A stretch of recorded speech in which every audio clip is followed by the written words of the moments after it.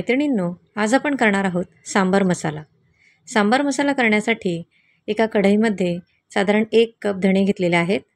धणे आपल्याला व्यवस्थितपणे साधारण 3 ते 4 मिनटं मीडियम लो फ्लेमवर भाजून घ्यायचे आहेत. धणे करपून द्यायचे नाही आहेत.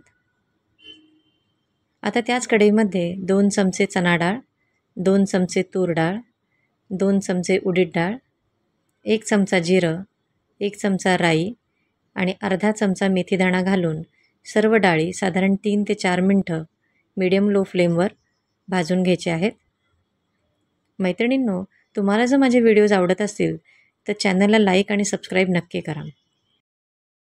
आता त्याच कढईमध्ये 1 कप कढीपत्ता, 1 चमचा हळदी आणि अर्धा चमचा हिंग घालून कढीपत्ता आपल्याला पुन्हा एकदा भाजून घ्यायचा आहे.